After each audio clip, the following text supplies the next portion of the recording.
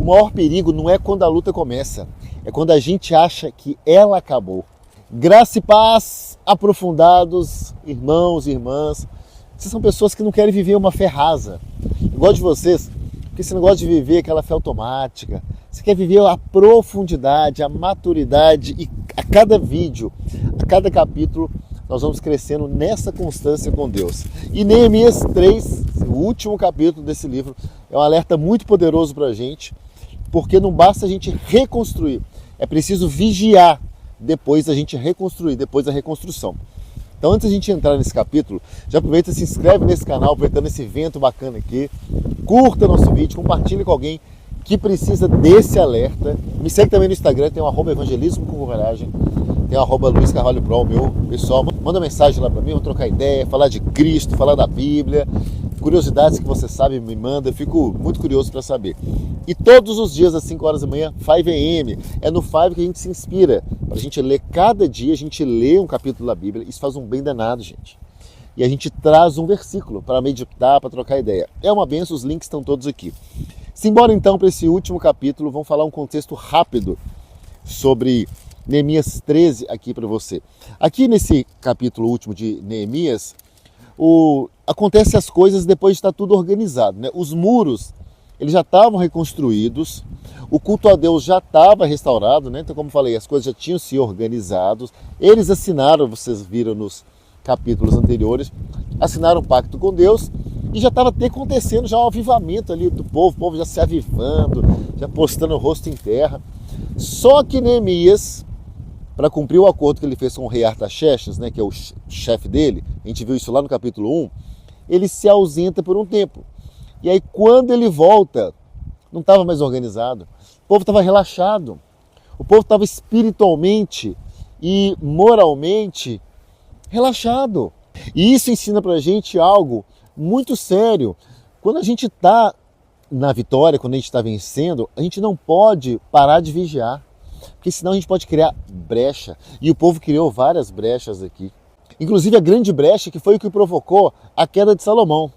Que foi o quê? Mulheres. Muitas mulheres, mulheres estrangeiras, mulheres com outros hábitos, outra cultura, mulheres que não compactuam da mesma aliança, inclusive mulheres adversárias desse povo.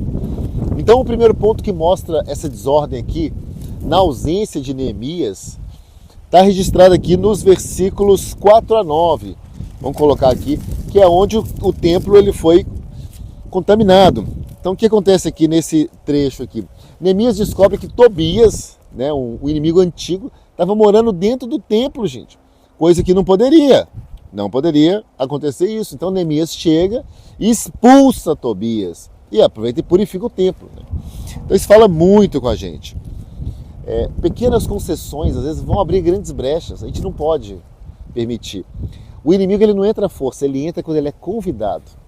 E a gente quando peca, quando faz algo errado, está convidando o inimigo. Outra coisa que a gente aprende aqui, aquilo que você tolera hoje vai te dominar amanhã. Então com coisa errada, com pecado, a nossa tolerância precisa ser zero. Não pode ter tolerância para o pecado. Amém? Um segundo ponto aqui, que chama atenção também, foi sobre a negligência com a obra de Deus. Isso que a gente vai ver a partir do verso 10. Os levitas, eles tinham abandonado o serviço, foi embora porque eles não estavam sendo sustentados conforme lhes era devido. Eles faziam algo que eles precisavam receber o recurso, o pessoal parou de sustentar eles. Então o que acontece? A casa de Deus estava sendo negligenciada. Então Neemias chega, se enfurece, confronta aquilo tudo também e também organiza essa questão. Mais uma coisa que ele voltou a botar ordem. Então esse trecho, o que ele ensina pra gente? Que quando Deus deixa de ser prioridade, a fé ela vai morrendo em silêncio na nossa vida, entendeu? Bom, o terceiro ponto aqui também que eu não posso deixar de falar é o desrespeito aos princípios espirituais que está aqui também retratado entre os versículos 15 e 22. O que era uma coisa que era muito importante para eles? A gente não usa, mas eles usavam, que é o povo voltou a trabalhar no sábado, como se nada tivesse acontecido. Eles ignoraram a lei deles do descanso no sábado. Claro, se você é um adventista, para você também é uma realidade, né? Mas a verdade aqui que não é sobre o dia, é sobre honrar o que Deus estabeleceu. Porque se isso naquela época foi determinado por Deus, isso tinha que ser honrado. Porque Deus mandou, a gente tem que obedecer. Então Neemias age, o que ele faz? Ele chega, ele fecha os portões e diz, gente, chega de bagunça espiritual. Que bagunça é essa? Que coisa é essa? Não pode, gente.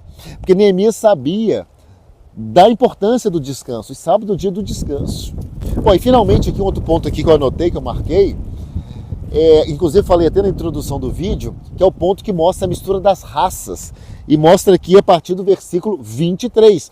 Neemias, ele percebe que os filhos, eles já nem falavam a própria língua, a língua do povo que deveria falar.